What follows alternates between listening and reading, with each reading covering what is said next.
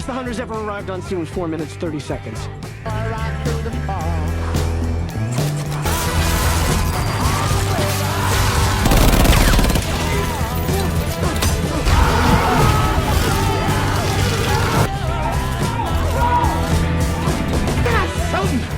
Why are we upstairs? Here, so we could fly down. Oh, told you we'd be long gone. Long gone? We are still.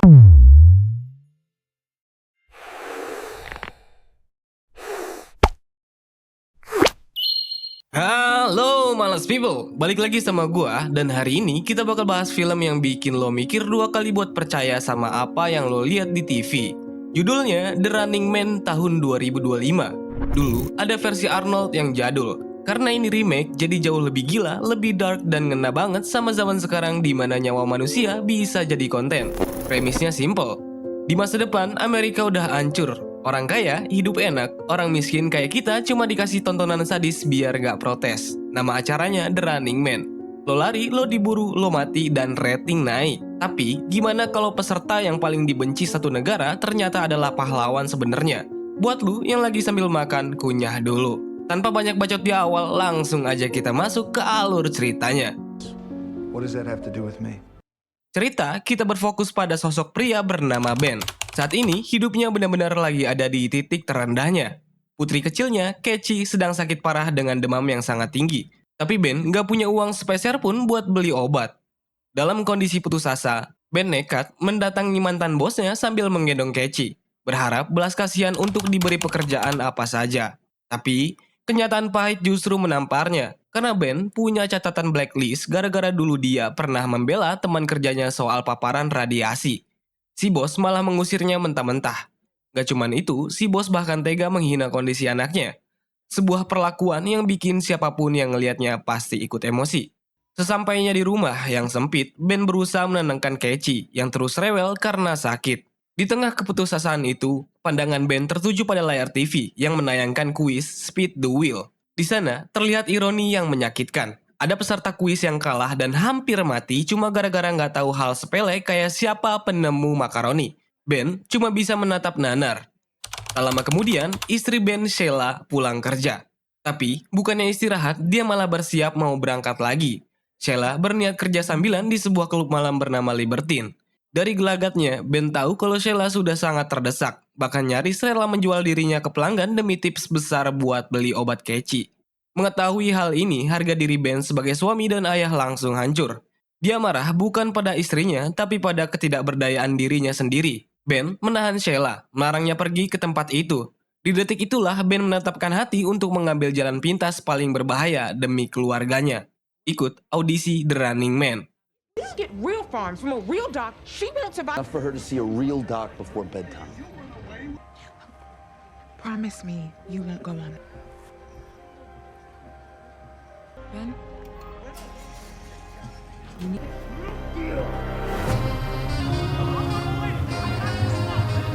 Di sini, kita diperlihatkan ironi yang ngena banget.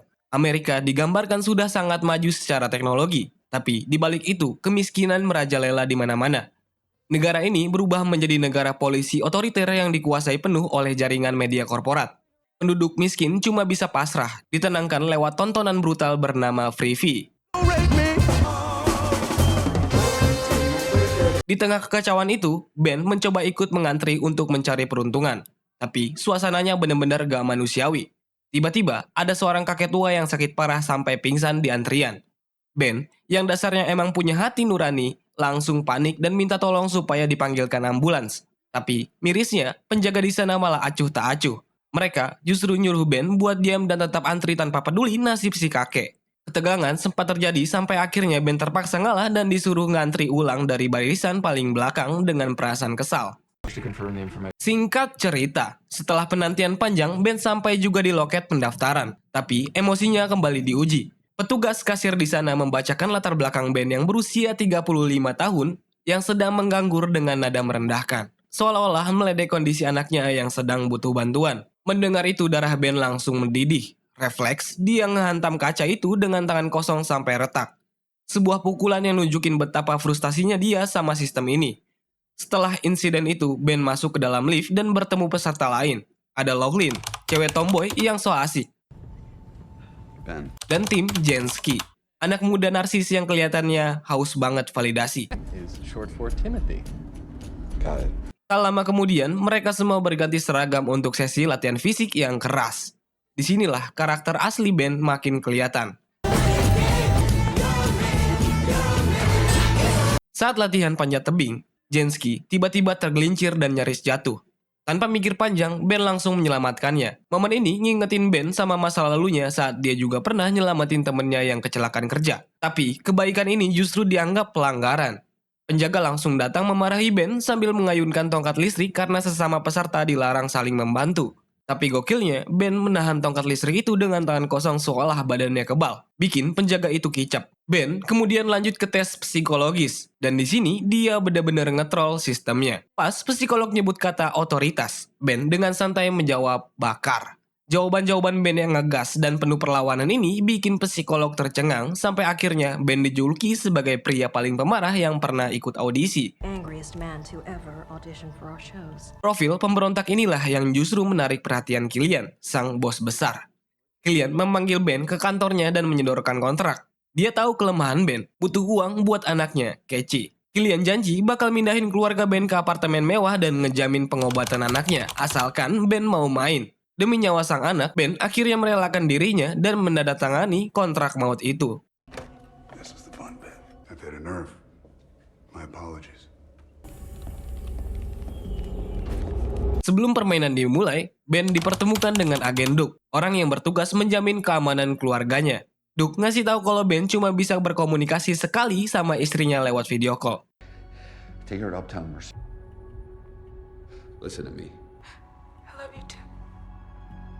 Di momen terakhir ini, Ben menitipkan uang untuk istrinya, Sheila, lewat agen Duke karena dia tahu dia nggak bakal bisa pulang dalam waktu dekat. Agen Duke menerima uang itu dan berjanji akan memberikan bukti kalau amanat itu sudah disampaikan. Dengan hati berat tapi penuh tekad, Ben pun melangkah ke arena yang mematikan. Sebelum naik ke panggung eksekusi, ada momen sunyi yang cukup menyentuh di apartemen persiapan. Agen Duke menepati janjinya dengan memberikan tanda terima berupa sepasang kaos kaki milik Keci, putri kecil Ben. Saat memegang benda itu, senyum Ben merekah. Sebagai seorang ayah, cuma itu yang dia bisa lakukan sekarang.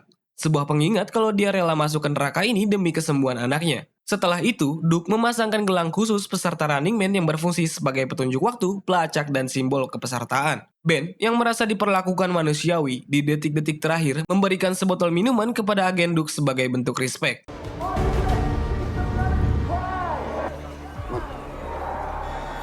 Pussies, go off, curse, shake your dick at the crowd. You're poisoning on a show night. Your boots will not be amused, Dana. I'm flesh and blood just like you are. He looks great.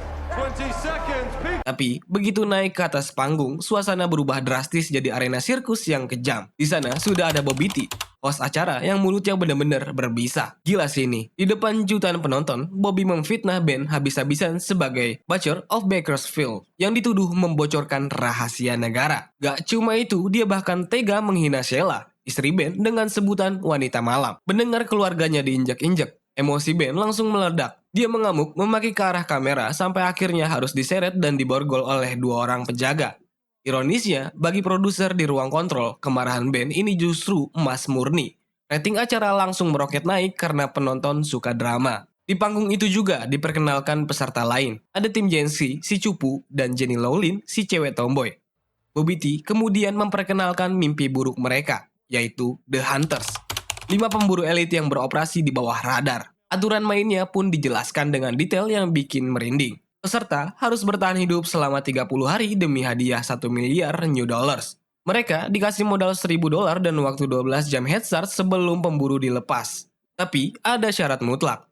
Wajib rekam video 10 menit tiap hari dan dikirim lewat kotak pos drone sebelum tengah malam. Kalau telat, didiskualifikasi alias mati konyol. Gak cuma itu, warga sipil juga dilibatkan. Siapapun yang melapor keberadaan pelari bakal dapat hadiah uang. Jadi, Ben gak cuma musuhan sama Hunter, tapi sama seluruh warga negara yang tergiur duit.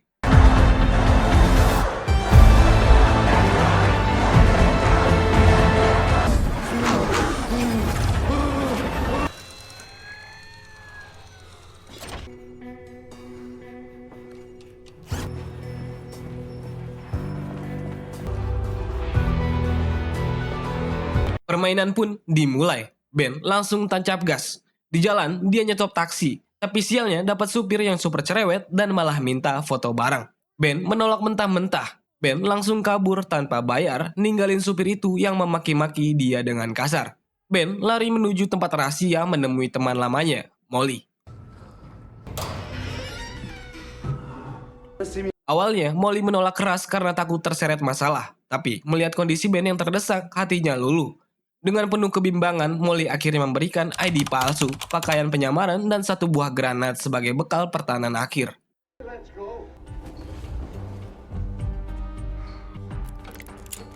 Let's test out. FE20. Holy shit. Big fucking explosion. This place you can disappear in the crowd.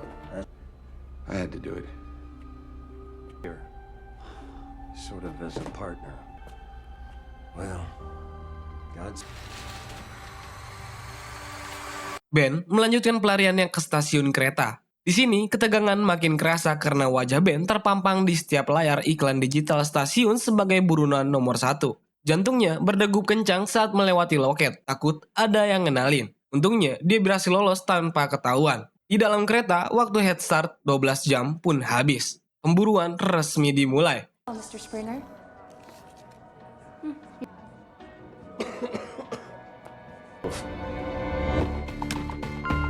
Ben memutuskan menginap di sebuah hotel dan merekam dirinya selama 10 menit untuk memenuhi aturan hari pertama. Be on camera 10 minutes a day. They did.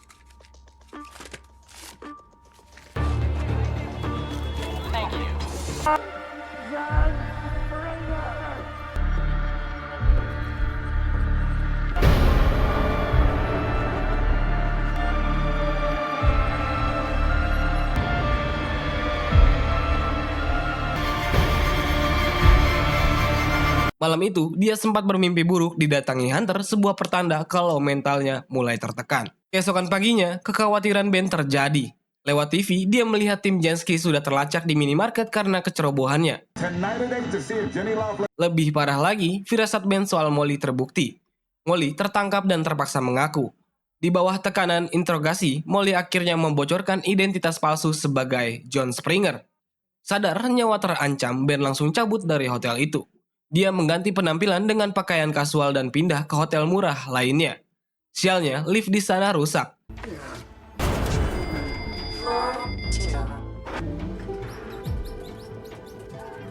Saat sudah di kamar mandi dan berniat mandi, Ben melihat sosok mencurigakan dari jendela. Awalnya, dia kira orang stres biasa, tapi instingnya berkata lain. Ternyata benar, itu adalah The Hunter yang sudah mengepung hotel. Ben terkepung. They've located the room this runner is hiding in. It's been lit. It's just a matter of time. Tanpa pikir panjang, dia mencoba kabur lewat atap hanya dengan berbalut handuk setengah telanjang. Di atap, dia menemukan tali dan nekat ingin turun balik ke kamarnya untuk mengambil baju. The location. I knew it. Mr. Richardson found their man. Oh, what's this? This is why we play the game, running fan. There they are, the hunters, posted up outside. Tapi terlambat. Hunter sudah menembaki pintu Ben. Ben akhirnya melompat menerobos jendela kamar lainnya dan lari menuju lift.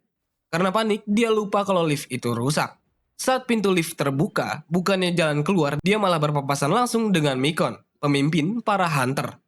Dalam kepanikan, Ben melempar granat pemberian Molly ke arah Micon. Ledakan terjadi yang membuat Ben jatuh ke basement. Para hunter yang mencoba masuk tertahan karena Ben mengganjal pintu.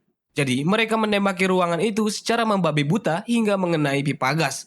Tanpa sadar, itu akan meledak. Ben nekat melompat masuk ke saluran pembuangan tepat sebelum ledakan dahsyat menghancurkan gedung itu. Ben selamat. I'm still here, you shit eaters. Belinda Bray, come. Tapi, dia ditemukan oleh seorang bocil di saluran pembuangan. Awalnya, Ben curiga, tapi anak itu malah memanggil kakaknya, Bradley. Hey, yo, stay here. I'll be right back. Ben menawarkan uang tutup mulut, dan si bocil setuju dengan syarat $5 buat beli obat adiknya yang sakit. Ben yang tersentuh melihat kemiskinan mereka malah memberinya $10. Ben kemudian dibawa ke rumah Bradley, sebuah tempat persembunyian di kawasan kumuh. Di sini, Bradley menceritakan fakta pahit yang selama ini ditutupi pemerintah. Adiknya menderita kanker paru-paru akibat debu radioaktif dari industri, bukan karena penyakit biasa. Tergerak oleh cerita itu, Ben menggunakan jatah wajib lapor video hariannya untuk menyebarkan kebenaran. Dia merekam pesan asli tentang kejahatan jaringan TV dan polusi pemerintah. Sayangnya, pihak TV jauh lebih licik. Mereka menyabotase siaran itu menggunakan teknologi deepfake. Wajah dan suara Ben dimanipulasi seolah-olah dia sedang menghina para korban miskin dan tertawa di atas penderitaan mereka. Ibu Bradley yang menonton siaran palsu itu langsung percaya dan mengusir Ben dengan penuh amarah. Their kids. Now you know how it felt when Tonight, right now, I want him gone. Bradley yang tahu kebenarannya terpaksa membawa Ben kabur terburu-buru. Dia menyembunyikan Ben di bagasi mobil untuk diantar menemui aktivis lain bernama Elton Parakis. Perjalanan mereka tidak mulus. Mobil Bradley dikejar dan ditembaki. Ben harus bertahan hidup di dalam bagasi yang terguncang hebat. Untungnya, mereka berhasil melumpuhkan pengejar bermotor itu. You good? You good?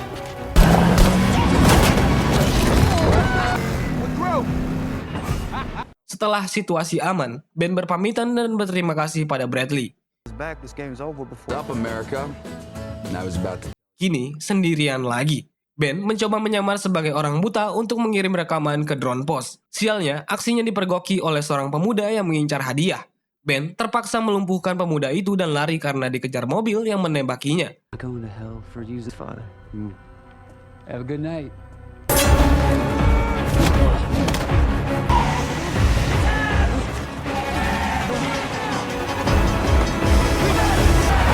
Pengejaran berakhir di lintasan rel kereta api. Dengan sisa tenaga dan keberuntungan yang tipis, Ben melompat ke atas kereta barang yang sedang melaju kencang, lolos dari maut sekali lagi. Setelah berhasil lolos dari kereta, Ben memutar otak buat nyari cara bertahan hidup yang baru. Dia memutuskan untuk menyamar total menjadi seorang gelandangan yang jalannya pincang, biar nggak ada orang yang curiga. Di tengah pelariannya, Ben berhenti sejenak di sebuah acara nonton bareng yang digelar di pinggir jalan. Di layar raksasa itu, Ben melihat pemandangan yang bikin darahnya berdesir. Teman seperjuangannya, Jenny Lowlin, si cewek tomboy, tewas mengenaskan di tangan Hunter. Momen ini bener-bener nampar Ben banget. Dia sadar kalau permainan ini nggak kenal ampun, dan nasib yang sama bisa menimpanya kapan saja. Dengan hati yang berat, Ben ngelanjutin perjalanannya menuju satu-satunya harapan yang tersisa, Elton Parakis. I hate civilian kills. Singkat cerita, Ben sampai di rumah Elton Parakis. Elton ini adalah seorang aktivis bawah tanah yang gayanya nyentrik dan agak canggung.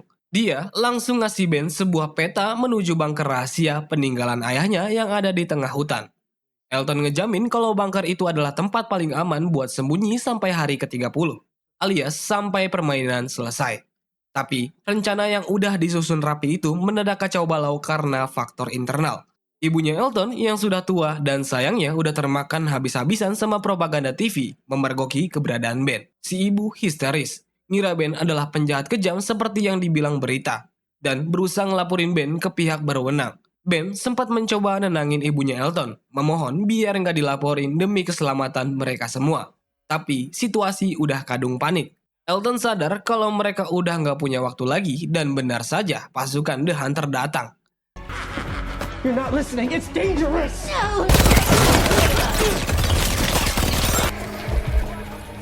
Alih-alih kabur diam-diam, Elton malah milih langkah gila yang dia sebut dengan pesta jebakan.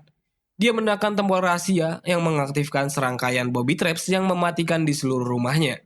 Saat pasukan keamanan datang menyerbu, mereka langsung disambut sama perangkap listrik dan semburan api yang sudah disiapin Elton. Suasana jadi chaos banget. Elton manfaatin kekacauan itu buat nyerang balik pasukan keamanan, ngebuka jalan buat dia dan Ben kabur. Why are we upstairs?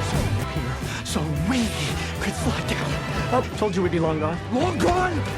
We are still. Mereka langsung loncat ke dalam bagi, kendaraan segala medan yang sudah dimodifikasi dan penuh sama bom peledak. Pelarian mereka berubah jadi aksi kejar-kejaran yang brutal. Tapi sialnya mereka dihadang langsung oleh pemimpin The Hunter, McCone.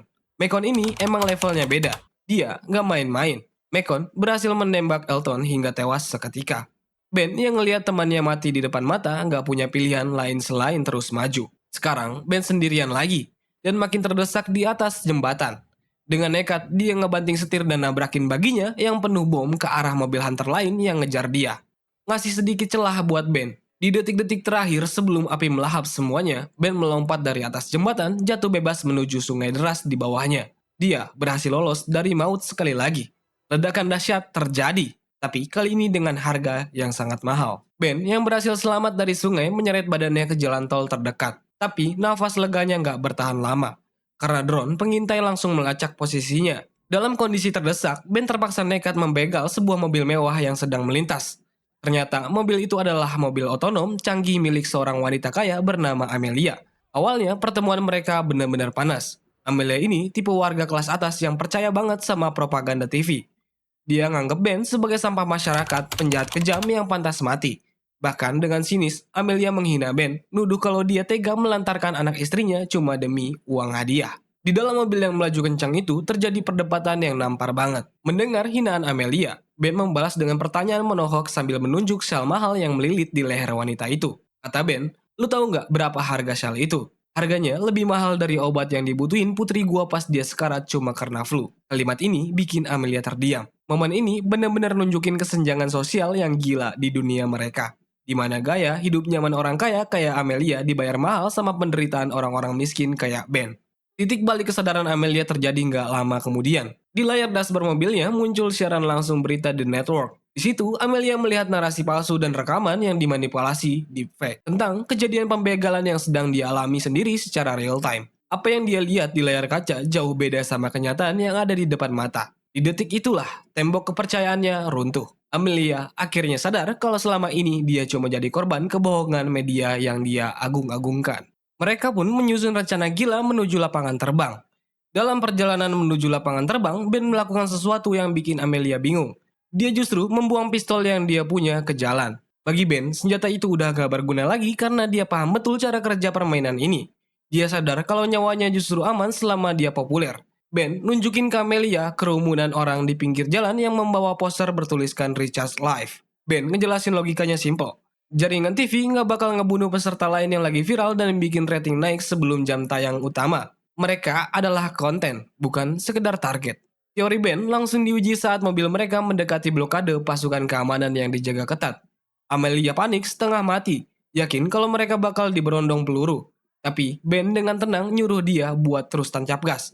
Ben yakin 100% kalau pasukan itu nggak bakal nembak karena mereka harus nunggu acara siaran langsung dimulai tepat jam 8 malam. Dan benar aja. Bukannya nembak, pasukan keamanan justru ngebuka jalan dan ngebiarin mereka lewat. Sesampainya di lapangan terbang, Chief Hunter Macon dan pasukannya sudah menunggu dengan senjata lengkap. Disinilah Ben ngeluarin jurus gertakan tingkat dewa. Dia keluar mobil sambil membawa megafon. Sementara tangan kirinya tetap bersembunyi dalam saku jaketnya. Dengan suara lantang, Ben mengklaim kalau di dalam sakunya itu ada 12 pon, sekitar 5,4 kg bahan peledak industri bernama Black Iris, atau singkatannya BFV-20. Dia ngancam 1 gram aja cukup buat ngeledakin gorong-gorong. Jadi, kalau 12 pon meledak, radius setengah mil bakal rata dengan tanah. Ngebunuh semua orang di situ termasuk dirinya sendiri. Awalnya, Macon gak percaya. Dia bilang, itu omong kosong karena BFV-20 adalah bahan peledak yang sangat diatur dan mustahil didapat di negara itu. Tapi Ben gak kehabisan akal. Dia langsung ngerang cerita kalau temennya Molly dapat barang itu dari pasar gelap. Ben juga nambahin bumbu kebohongan kalau jarinya sekarang udah tersangkut di cincin detonator yang udah setengah terkunci. Jadi, kalau ada gerakan tiba-tiba atau kalau dia ditembak, boom, semuanya tamat. Ben nuntut disediain pesawat jet buat ngebawa dia dan Amelia ke Kanada, lengkap sama parasut. Supaya makin meyakinkan, Ben berbisik ke Amelia buat berakting. Killian yang melihat waktu sudah mendekati jam 8 malam mulai panik. Apapun keinginan Ben dituruti, seperti membuka topeng pemimpin The Hunter, Macon. Dia nggak mau ambil resiko acaranya berantakan atau kehilangan bintang utamanya sebelum show dimulai. Demi menjaga citra dan rating, Killian akhirnya nyerah. Dia memerintahkan pasukan mundur dan membiarkan Ben serta Amelia naik ke pesawat jet itu. Rencana gila Ben berhasil. Ben dan Amelia akhirnya melangkah masuk ke dalam pesawat mewah bernama Meteor Flying V Luxury Jetliner. Namun, atmosfer di dalam sana terasa sangat janggal. Kapten Holloway menyambut mereka dengan tatapan dingin. Insting Ben langsung bekerja. Ia menyindir tajam bahwa kru pesawat itu sepertinya kekurangan personel sambil menatap curiga ke arah co-pilot dan navigator. Untuk membuktikan firasatnya, Ben melakukan tes sederhana mengenai spesifikasi pesawat. Dia memancing kapten dengan pertanyaan tentang jumlah toilet di pesawat tersebut. Ketika kapten menjawab salah dengan menyebut angka 4, Ben langsung mematahkan kebohongan itu karena dia tahu pasti ada 6 toilet di pesawat jenis ini. Kesalahan fatal itu menjadi bukti telak bagi Ben bahwa mereka bukanlah kru penerbangan asli, melainkan The Hunter. Meski sadar sedang dijebak, Ben tetap tenang dan memerintahkan mereka tetap terbang rendah di atas kawasan elit menuju perbatasan Kanada. Ketegangan memuncak saat lampu tanda sabuk pengaman padam. Topeng ramah para kru langsung terlepas. Salah satu dari mereka mulai mengejek Ben, mengingatkan bahwa sebentar lagi pertunjukan utama akan segera dimulai dan mereka sudah tidak sabar untuk menghabisi Ben. Situasi makin panas saat Amelia yang mengikuti rencana Ben mulai berteriak histeris, meminta Ben menunjukkan bomnya agar mereka tidak ditembak. Namun sandiwara itu akhirnya runtuh ketika wajah dan Killian, sang produser, muncul di layar monitor kabin. Killian memuji akting Ben tapi langsung mematikan harapan mereka dengan fakta bahwa pesawat itu dilengkapi pemindai canggih. Killian tahu yang ada di saku Ben adalah tas kosong dan ancaman bom itu hanyalah gertakan belaka. Killian kemudian menginstruksikan kepada Macon karena dia ingin bernegosiasi empat mata dengan Ben melalui layar.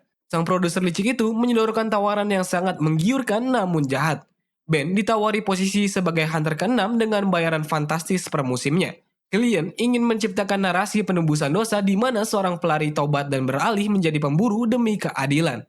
Sebagai tes loyalitas, Ben harus membunuh semua hunter yang ada di pesawat itu tepat saat musik pembuka acara selesai. Namun, Ben menolak mentah-mentah tawaran gila itu karena menurutnya tidak masuk akal jika publik akan mendukung seorang yang membunuh pahlawan nasional mereka sendiri. Melihat penolakan Ben, Killian mengeluarkan kartu asnya yang paling kejam.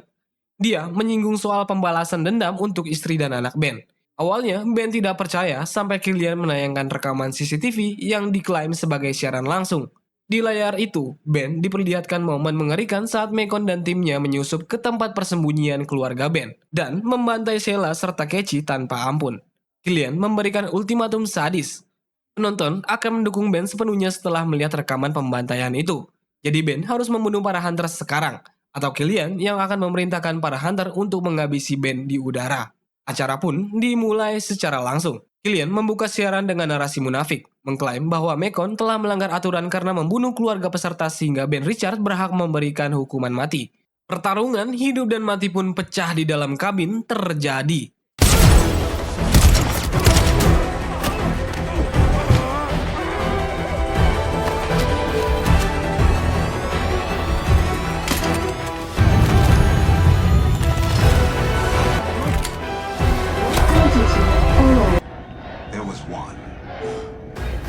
Ben yang mengamuk berhasil menghabisi 3 hunter menyisakan satu target terakhir, Evan Macon. Macon mencoba bersembunyi. Ben memburunya dengan mendobrak pintu toilet satu persatu. Ben tidak menemukan Macon di toilet terakhir. Namun, tiba-tiba...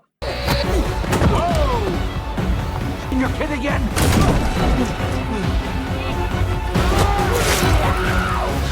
Dalam kondisinya yang babak belur, Macon membuat pengakuan mengejutkan bahwa dia dulunya juga seorang pelari yang bertahan lama dan mengambil tawaran yang sama dari Killian. Di detik-detik terakhir, Macon mencoba merusak mental Ben dengan mempertanyakan keaslian video kematian keluarga Ben tadi.